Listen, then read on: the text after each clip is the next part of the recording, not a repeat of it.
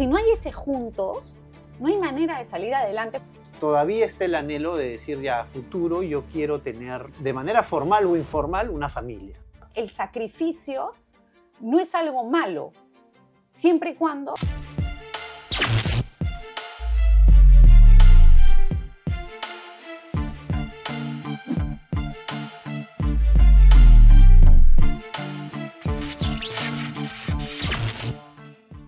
Hola a todos, soy Sebastián Blanco y esto es Gatos por Liebre. Creo que es evidente para todos, cuando uno ve un poco en internet, en YouTube, que hay ciertas agendas que en los últimos años han tratado de poner en duda la identidad del ser humano, tanto en su ámbito masculino como femenino. Se habla de construcción de la masculinidad, del feminismo, etcétera, etcétera. Y eso ha planteado una cultura en la que vivimos hoy que justamente nos hace plantearnos la pregunta por qué es el hombre y qué es la mujer. He invitado hoy día a Juliana Caxia, además de ser directora de Origen, ha estudiado mucho este tema desde tus estudios formales, tu maestría en familia y luego tus investigaciones personales. Bienvenida, Juliana, a Gatos por Liebre nuevamente. Juliana, como decía, la pregunta, se hizo famosa en un momento la pregunta ¿qué es ser una mujer? ¿No? Tanto por el documental como por el libro de este autor americano Matt Walsh, no sé cómo se pronuncia. Matt Walsh, sí. Y a partir de ahí se empezó a viralizar en varios países y incluso algunos replicaban esta forma de hacer entrevistas en la calle de qué es una mujer. Súper difícil de definir también qué es una mujer, como una definición que funcione para todas las personas, porque lo que es para mí ser mujer quizás para otra no sea lo mismo. Es más fácil ahora parece responder una pregunta de física cuántica que algo tan simple. Así es, que responder a la identidad de uno de los sexos de la raza humana, que es el sexo femenino. ¿Por qué crees que se ha hecho tan difícil dar una respuesta clara? En este caso vamos a empezar por el tema de la mujer, de qué es una mujer. Porque, como bien decías al inicio, han sido décadas de una agenda muy clara para cambiar la forma de pensar y precisamente para romper lo que se cree sobre lo más básico, que es el hombre, la mujer, la familia, el matrimonio. Entonces, lo que tú ves en ese tipo de encuestas es la consecuencia del éxito de ese plan. Ahora, en varias de estas puestas en escena o entrevistas en la calle en base a esta pregunta, se nota que hay distintos perfiles en las respuestas, ¿no? Personas que tienen una, vamos a llamarlo así, una agenda activista. Una mujer es más una posición política relacionada con la forma en la que se construye. Bueno, es complicado de explicar. Y que jamás te van a decir que una mujer se define por el sexo biológico y de ahí todo lo que eso ocasiona en las otras dimensiones del ser humano. Pero también es cierto que hay una cultura, sobre todo los más jóvenes, que ya crecieron con estos anteojos para leer la realidad, es decir, esta duda sobre la identidad femenina. Entonces, es como por decirlo, no tienen una actitud proactiva en defender una ideología, sino que simplemente lo que hay en su cabeza es con lo que han crecido, sí. ¿no? Yo creo que eso pasa también, por ejemplo, en temas como ¿no? O sea, son, como digo, agendas que se han introducido sobre todo en el ámbito educativo y mediático y que ha sido exitoso. De acuerdo. Ahora, ¿qué logros crees tú que ha tenido este movimiento feminista? Porque también hay que reconocer que hace 50, 60, 70 años la mujer estaba privada de ciertos derechos. Claro. ¿No? Yo creo que el logro más importante es que las mujeres dejamos de pasar de ser del padre al marido. Y somos nosotras mismas. Yo creo que eso es un gran logro, ¿no? El voto también, pero el voto, digamos, fue de la primera ola.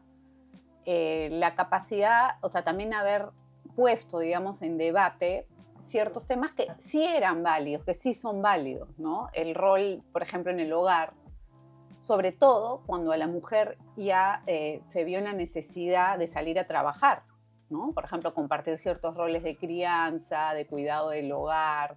Pero también creo que eso ha sido exitoso, pero se deformó en el momento que se llevó a un extremo y ya pasamos de ser pares a ser enemigos.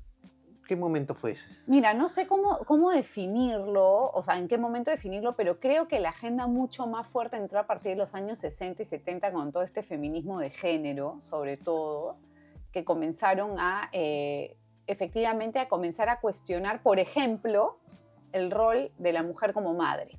Entonces, claro, cuando tú comienzas a cuestionar algo tan básico y que fue tan natural como que una mujer sea mamá, comienza este tipo de cuestionamiento, trae pues consecuencias lógicas de otros cuestionamientos, ¿no? Y si yo no tengo que ser mamá, ¿qué tengo que ser? O que el matrimonio, por ejemplo, ha sido una construcción social, heteropatriarcal para someter a la mujer al hombre. Comenzamos a cuestionar al hombre. Y lo más grave, creo, es que también el hombre se comenzó a creer que tenía un problema. Entonces, cuando tú integras esa narrativa en lo que tú eres, ya también comienza a haber una crisis de masculinidad. Y sobre eso comienzan a entrar corrientes donde te dicen, ya, está mal como normalmente es entendido el rol del hombre. Ahora te voy a enseñar yo cómo tienes que ser hombre. ¿Y quién se lo enseña? Mujeres. Hay que volver al origen, Sí. es volver a que la mujer sea ama de casa y que ya no busque ser profesional y no busque tener cierto éxito en el ámbito de la profesión. ¿Cuáles son los puntos fundamentales? Mira, lo primero es que creo que el hombre y la mujer tienen que volver a conversar cuando se casan y entender que son un proyecto conjunto.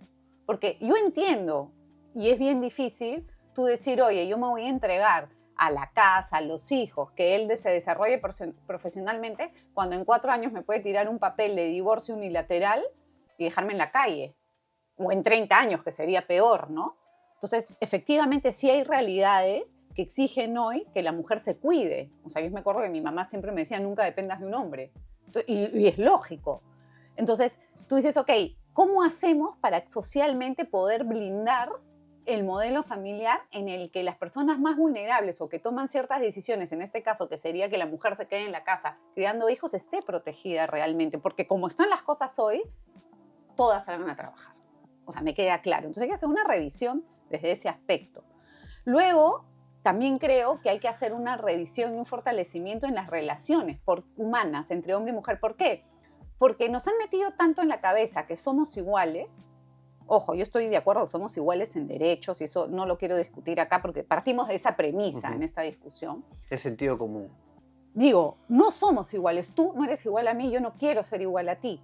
Pero en el trato que nos han dicho que tenemos que ser igual, efectivamente haces que la mujer sea un igual al hombre. Entonces, cuando se queda en la casa, tiene que tener cierta paridad que no existe en un modelo así, ¿me explico? O sea, tenemos que volver a decir, no somos iguales. Pero eso implica reconocer, por decirlo de alguna manera, una identidad originariamente distinta. O sea, la complementariedad. O sea, tú a mí, tú, Sebastián, seguramente si te encuentras con tus amigos del colegio, los vas a tratar de una manera totalmente diferente a como tratas a tu esposo, me tratarías a mí o a tu hermana.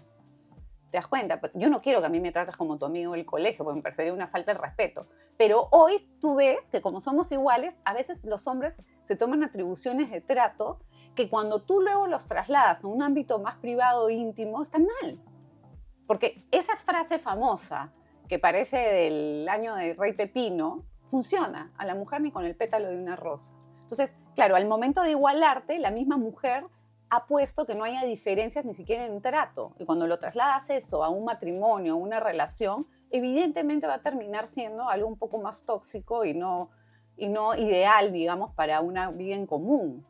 Entonces, hay muchísimas cosas, como yo vengo diciendo, o sea, son décadas de deconstrucción y hay que nuevamente deconstruir eso que se ha construido negativamente y volver a construir aquello que nos hace más humanos, complementarios entre hombre y mujer, y eso cae en no solamente reforzar nuestra identidad femenina y masculina, sino también los roles, y que la sociedad esté preparada para fortalecerlos, respetarlos por el bien común, porque al final a todos como sociedad nos interesan que las familias sean fuertes. ¿Para qué? Para que puedan educar ciudadanos de bien, que finalmente va a repercutir en la vida de cada uno de nosotros.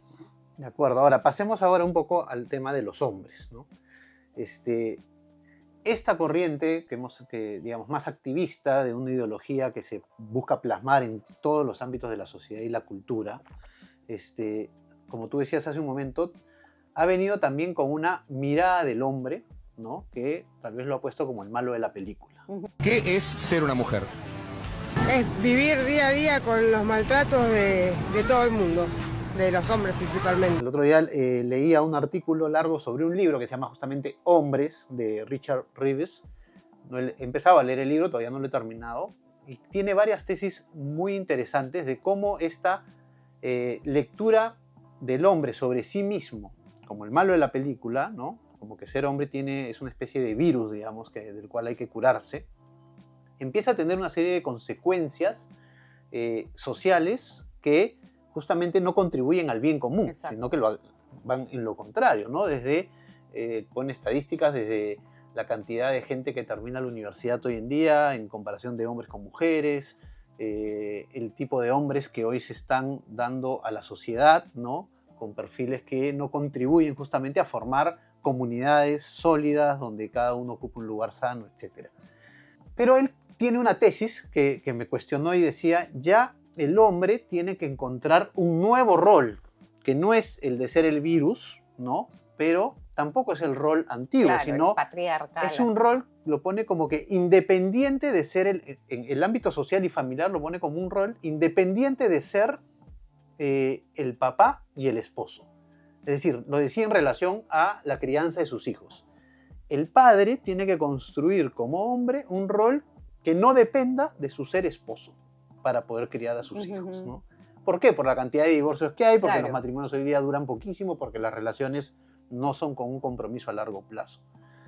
Me llamó la atención, ¿no? Porque yo digo, bueno, ¿será la solución por ahí? ¿No? Es como una solución... O sea, yo creo que lo que podría estar respondiendo el autor, porque no he leído el libro, es a una, digamos, a una reacción ante una realidad que hoy no la puedes cambiar con una varita mágica, ¿no? Entonces, claro, ya, no estás casado, pero por lo menos ejerce tu paternidad de una manera positiva. Exacto. Ya. ¿Cuál es una de las grandes crisis que ha habido en los últimos 100 años y por lo cual estamos hablando de lo que estamos hablando? Hay una crisis de autoridad, ¿no? Desde que se dice muerte al padre, efectivamente se comienza a decantar una serie de cambios que hacen que efectivamente el hombre ya no sea un referente, no sé cómo explicar. Yo no quiero entrar al referente del patriarca que bajaba el dedo y se hacía lo que él quería. Un referente autorizado. De virtud. O sea, tú lees las estadísticas como deben estar en ese libro y, por ejemplo, en Estados Unidos el 90% de delincuentes juveniles no tienen a un papá en la casa. No sucede lo mismo con una mamá. No tener mamá no te hace tan delincuente como te lo haría no tener papá. Y esas son cosas que uno se tiene que preguntar y decir, oye, ¿qué da el padre que no da la madre que hace que un ciudadano pueda terminar en la cárcel o no? Entonces, yo sí creo que la crisis de autoridad paterna tiene mucho que ver con lo que estamos viviendo hoy y sí hay que rescatarlo. Y el hombre tiene que aprender o tiene que reaprender lo que decíamos, ¿no? ¿Cuál es efectivamente ese rol? Y yo creo que no hay que inventárselo, porque si no tendríamos que dar charlas también de masculinidades modernas. Claro, o sea, la idea de cómo nuevas masculinidades. Primero, lo básico, ser buena persona. Ser virtuoso. Yo me acuerdo que una vez escuché a una persona que le decía a un grupo de padres, no hagan en privado nada, ni vean nada que no harían ni verían si tuvieran a sus hijos al frente. Luego, cumplir sus compromisos, y eso incluye desde la paternidad, el compromiso con la madre, una serie de cosas que también hacen que los chicos aprendan con el ejemplo. ¿Por qué? Porque, por ejemplo, a ti te puede haber ido mal en tu matrimonio, pero tú no quieres que eso pase a tu hijo. Entonces también tienes que tener la capacidad de transmitirle tus propios errores y las cosas buenas para que ellos no repliquen el fracaso, entre comillas, de tu vida y sí puedan construir una familia sólida y una familia que no se separe. Y eso creo que también es un desafío de los padres de esta época, lograr que las nuevas generaciones sí puedan sostener familias fuertes. Entonces, yo creo que el hombre tiene que mirarse hacia adentro y seguir su naturaleza, que yo no creo que sea violenta, patológica. Ahí hay un punto que es, creo que un gato por liebre, haciendo alusión al programa, que ya tenemos medio incorporado, o totalmente incorporado, es que el hombre y la mujer, en parte, de por sí, están en conflicto, ¿no? O sea, no pueden relacionarse sanamente de por sí. ¿no? Hay muchísimos hombres y mujeres que se relacionan Claro, sanamente. Digo, por eso digo que es un gato por liebre, o sea, hablando de las nuevas generaciones, ¿no? sí, los han engañado y yo creo que es muy complejo y no creo que sea, o sea, que tú puedas jalar Sí, un no es hilo, recto, digamos. No es recto. ¿no? Entonces, creo que lo primero es que tanto el hombre como la mujer miren hacia adentro y también cuando estén juntos, o sea, es tú y tú, o sea, yo y tú y yo juntos. O sea, si no hay ese juntos, no hay manera de salir adelante. ¿Por qué? Porque el individualismo, que hoy también está súper, o sea, es parte de nuestra cultura, hace que solamente me importe lo que yo quiero. Y otro tema, que la palabra sacrificio ha sido totalmente etiquetada como algo malo, o sea, pare de sufrir, ¿no? Pero primero que es imposible, porque siempre vamos a sufrir, y segundo, el sacrificio no es algo malo, siempre y cuando sea en un matrimonio, nos turnamos el sacrificio, ¿no? Yo me acuerdo que un profesor mío en mi maestría decía, un matrimonio exitoso es aquel en el que uno siempre se sacrifica, pero no puede ser siempre el mismo. Y me pareció súper interesante porque si no metemos esta variable de no va a ser color de rosas y lo que te venden en las redes sociales o lo que te vende Georgina en su documental, por poner un ejemplo, o sea, claro, tú tienes ese tipo de objetivo, obviamente pues te vas a divorciar al mes. Claro, hay como un ideal es el romántico y otro ideal creo yo que ya hoy día está presente es el imposible. Y por eso no me comprometo. Claro, claro. O sea, no vale la pena. Y por eso creo que el rol del hombre hoy, junto con el de la mujer, es comenzar a dar testimonio de lo normal. Que es vivir una... O sea, no sé, yo siento que todos, de alguna manera, hemos sido criados en estas últimas décadas con un ideal de que si no eres exitoso y millonario y eres capaz y tu vida no es motivo de portada o de Forbes o de People o lo que sea, eres un fracasado. Creo que nuestro rol, ahora que estoy reflexionando acá contigo, es comenzar a mostrar lo extraordinario de lo ordinario, porque es ahí donde todos, la gran mayoría, tenemos que buscar la felicidad. Claro, porque además si te proyectas, también pensando ahora sobre la marcha, y me hace recordar esto a una conversación que tuve con unos chicos de 20, 25 años, que ellos decían que entre sus amigos no era poco común la dificultad de proyectarse hacia más allá de los 50 años. Claro. Porque claro, si yo he satanizado en un sentido, o en algunos sentidos, digamos, le he puesto X a lo que es el hombre, a lo que es la mujer, ¿no? Y he reconstruido bajo el individualismo ambos sexos y lo veo como difícil que se relacionen de manera saludable. Claro, proyectarme así en pareja 60, 70, 80 años claro. Es desalentador, digamos, ¿no? Entonces es como comprensible este pensamiento dentro de la cultura actual, pero es muy triste al mismo tiempo, muy, muy desesperanzador decir, bueno, yo no puedo ser feliz con una persona, con la misma persona, por el resto de mis días, ¿no? Mejor que mi vida se acabe antes. Y creo que también hay una variable que no estamos hablando y que es importante en este tema, es la parte de la hipersexualización o la forma en que la gente se está aproximando a la vida sexual.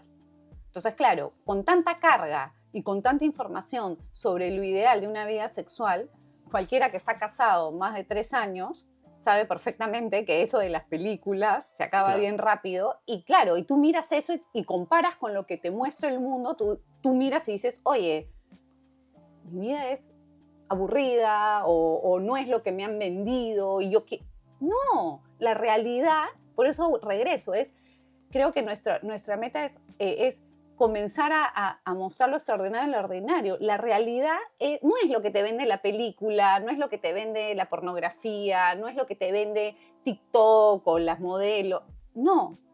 Entonces, si tú haces un contraste entre esto y lo que tú normalmente vives en una relación de pareja, evidentemente no vas a durar ni 5 años casado.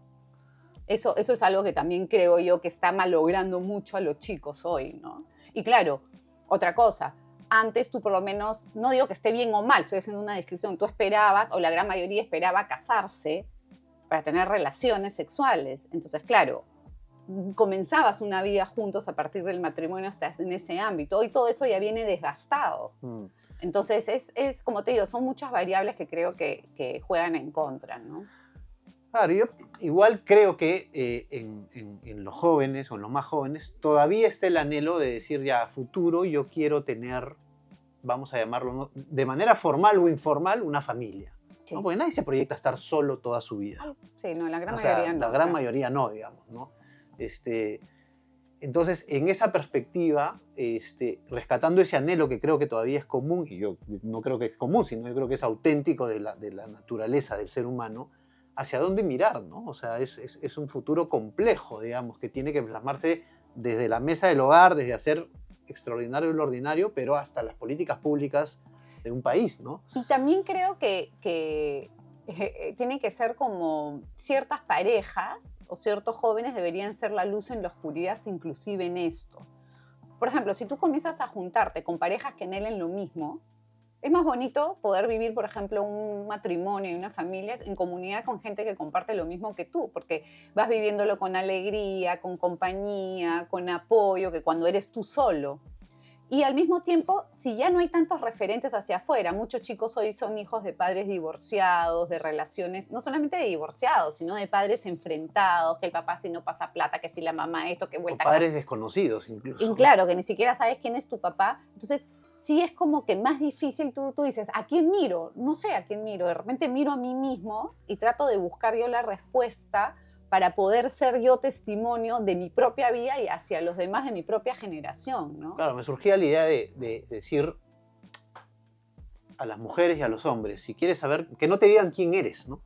Descúbrelo tú mismo, ¿no? Exactamente. Descúbrelo tú mismo, mirándote hacia adentro, y al mirarte hacia adentro, pues te vas a identificar con cosas de afuera que hagan eco, que resuenen, ¿no? Y que no te dé miedo contrastar con lo que hay fuera, porque lo que yo también creo, volviendo por ejemplo a la primera pregunta de por qué la gente también nos puede responder que es una mujer, te aseguro que muchos lo saben, pero saben que si lo responden serían políticamente incorrectos, si no quieren ser cancelados, si no quieren ser, ¿no?, criticados. Entonces yo digo, ok, de repente en una opinión en la calle puede ser que tú digas, mejor me callo. No me compro el lío, digamos. Exacto. Pero cuando estás hablando de tu propia vida, yo creo que sí vale la pena comprarse el lío. Y si tú sientes que lo que hay fuera, ¿no?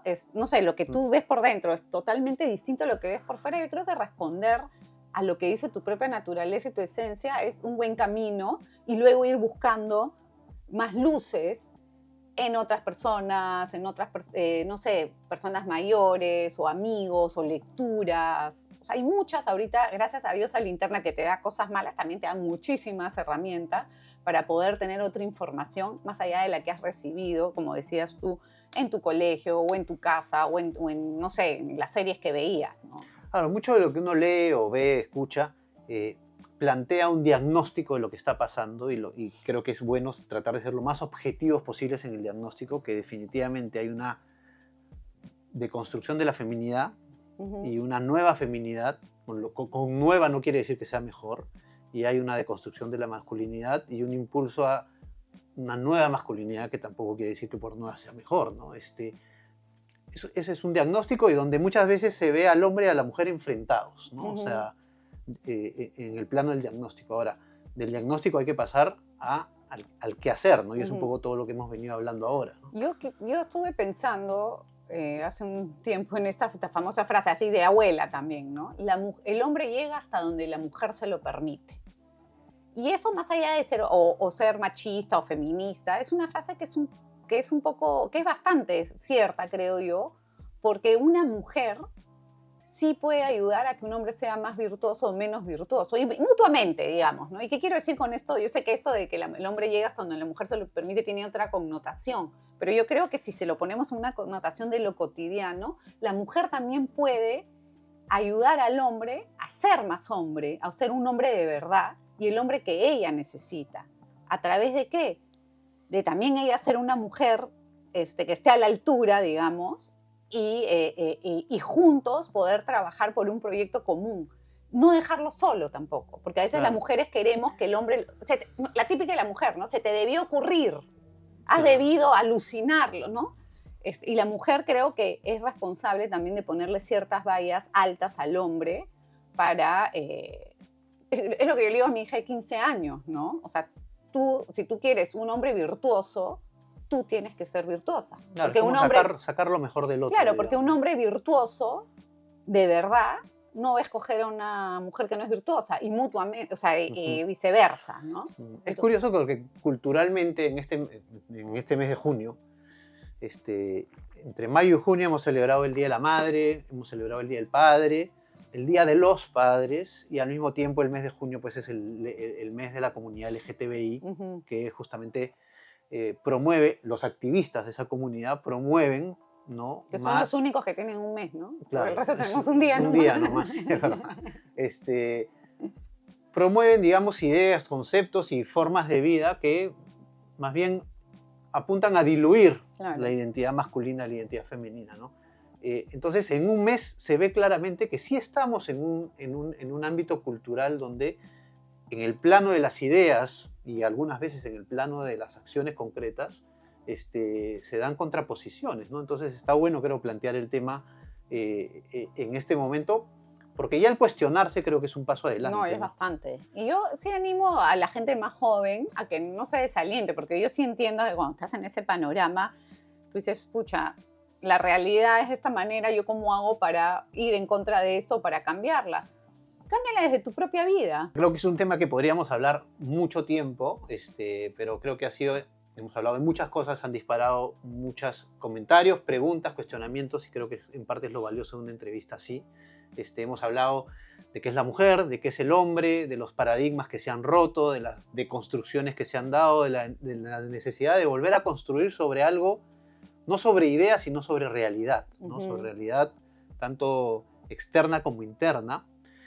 Y creo que es importante, digamos, para ir cerrando el programa, este episodio, que nos quede claro que no dejemos que las etiquetas y ciertas imposiciones que hoy día nos dan nos priven de cuestionarnos nosotros mismos, ¿no? Así es. En torno a este tema tan clave para cualquiera, en cualquier edad, creo yo. Que es tu proyecto de Que vida. es tu proyecto de vida, porque tú construyes tu proyecto de vida en base a lo que entiendes de ti mismo. Así digamos, es. ¿no? Entonces, me parece que ha sido súper rico y ojalá podamos seguir conversando en otro momento. Cuando quieras. Muchas gracias. Gracias. Bueno, amigos, espero les haya sido interesante esta entrevista. Acuérdense de compartirla, de darle me gusta y de suscribirse al canal. Por favor, suscríbanse al canal, que eso nos ayuda mucho. Hasta pronto.